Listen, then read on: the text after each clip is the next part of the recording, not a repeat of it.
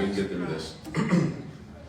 The Color Milestone Award is considered to be our most prestigious and highest honor.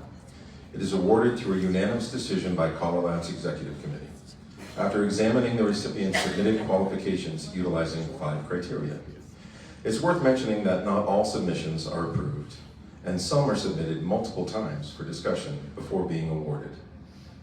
The exact criteria is listed on our website for all to see, but I will paraphrase here for you for the sake of brevity.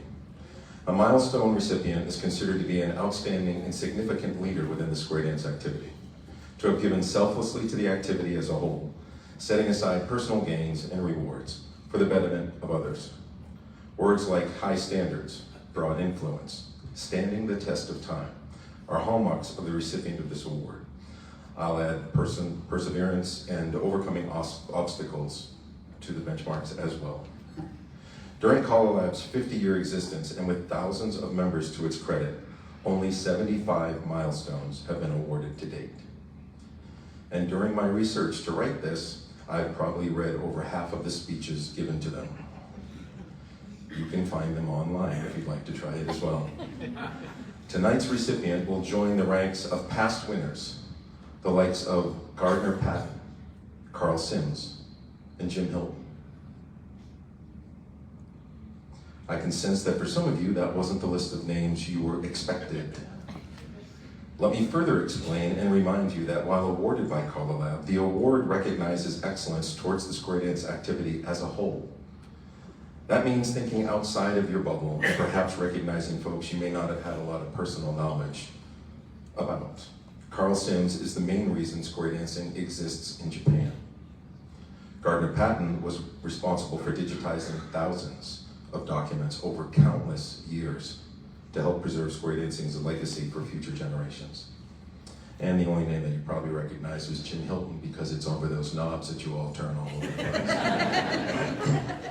He helped to create and set the standard around square dance equipment that many of us really just take for granted today. Square dancing's wide reach is what gives us our strength.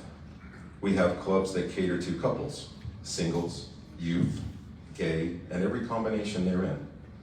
The square dance activity has a hold over 15 countries in the world and includes dancers with knowledge from basic to C4. I am not one of those people. This award looks at all of that. But let's be honest. When I listed past recipients, you expected to hear names of other milestone recipients, like Jones, Seastrom, Seeger, Oxendine, or any of the others, and I'd like to pause here. If you have a milestone, would you currently stand up, please?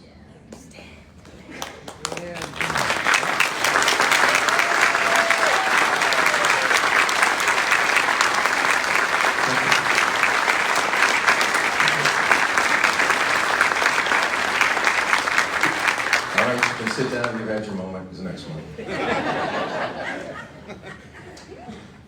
As I begin explaining some details about tonight's recipient, I'm certain you'll agree that they too are an icon that should be listed along with everyone else. It's customary to try and disguise the identity of the award winner as long as possible. And so far, so good. I know, right? But our recipient tends to stand out in a crowd such as ours, so this becomes challenging from here on in. Let's just hit the highlights so that you can see for yourself. Without giving too much away, let's say our honoree was born in the 50s. They were introduced to square dancing before they were a teenager and danced for a number of years before the club shut down. Our honoree left the activity at that time and began their pursuit of higher education. They eventually went on to earn a major in mathematics and began to pursue an accounting career. While that was happening, square dancing was undergoing a huge change. Color had come into existence. Levels had started to form. Things were becoming more uniform. In 1979, they rejoined the activity as a hobby, joined the beginner's class being taught by the same caller from their younger days, Swersey Norris, a black female caller based in Chicago and a Color Lab member. Our recipient found that their mathematical mind hadn't forgotten much, and they were quickly assisting others in the square, all while dancing the Bose position, which is an important note if you realize that I'm about to change my pronoun usage to she. Calm down, I ain't done yet.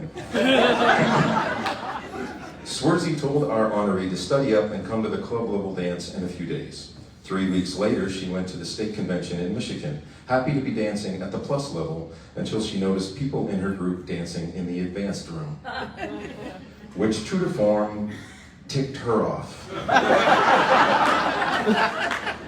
For full disclosure, I had to change it to ticked.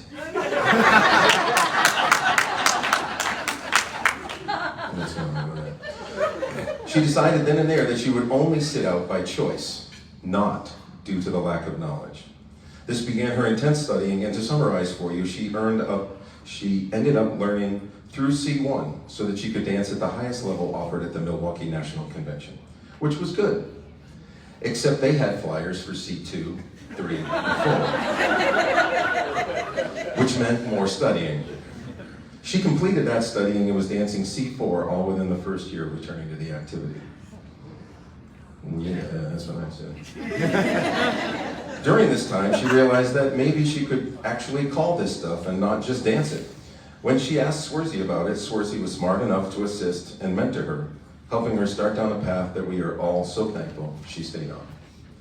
She attended her first Color Lab in 1980 and was also one of the dancers on the Phil Donahue show that Lee Kopman was calling to. You can find that online. I looked for her, I couldn't find it, but that's okay. If you do, send me the link. Yeah, that's right. She called her first nationals in Detroit in 1982. In 1985, she met her future husband at a square dance, who was smitten enough to ask her to be their club caller and to ask her out on a date at the same time. They were married in 1987 and had a daughter in 1990. Besides Swarzy, she lists some of her mentors as Dave Taylor, Mike Jacobs, and Bill Hyman. But the reality is, thanks to Swarzy, she was able to meet and pick the brains of all the top callers of the day. Over the years, she called at too many national festivals to mention almost always singing the bass part in caller clusters. She was a staff member of ACE, the Academy of Advanced and Challenge Enthusiasts, eventually taking over its running until COVID. She is an icon in the IAG SDC community and is a fixture on staff at every convention, along with her friend Vic Cedar. She is called in over 10 countries and 46 states, though that number will go up to 48 by the end of the year, so I'm told. She has led countless GCA caller schools and mentors many new up-and-coming callers. Many experienced callers, me included, give her a quick call when we need to have a better understanding of something. There's no shame in knowing that she just knows more than I do. She still teaches beginner classes at the Chi-Town Squares every year and travels extensively calling through C4. She is an ambassador of the activity that bridges many gaps, bridges between our average and challenge dancers, straight and gay clubs, our local, national, and international brothers and sisters. She is extremely sought after for her incredible knowledge, skill set, leadership, and friendship. As prestigious of a resume as she has, the road to where she finds herself today was not easily traveled. As the story goes, when the Chi-Town Squares, Chicago's LGBTQ club, called her to hire her for a dance, she said, "Sure, let me get my calendar." And he said, "You should be aware that we are a gay club." And she responded with, "And I'm a female black caller." You still want me to get my calendar?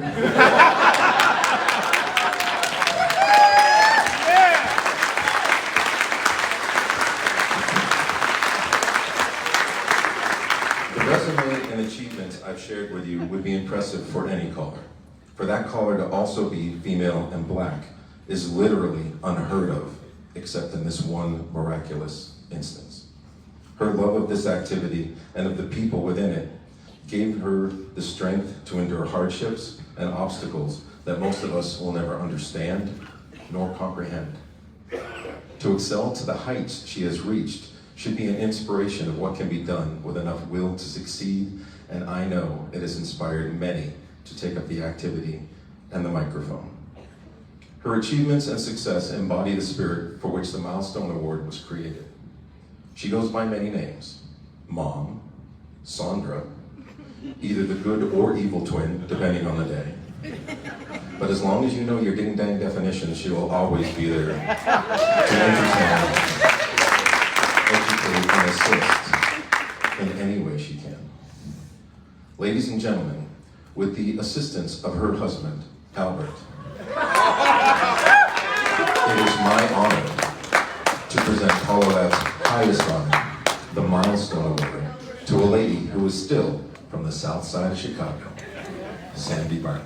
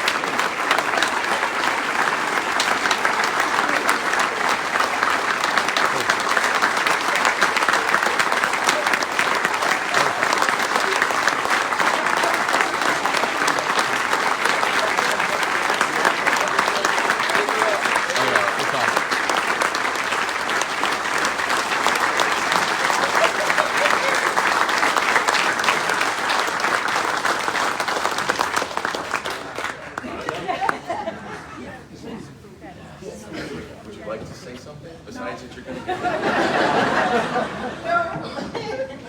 Everybody wants to talk What about do you mean that's a first? Okay. How about just thank you? I'm totally overwhelmed. Just totally taken back here. So thank you very much.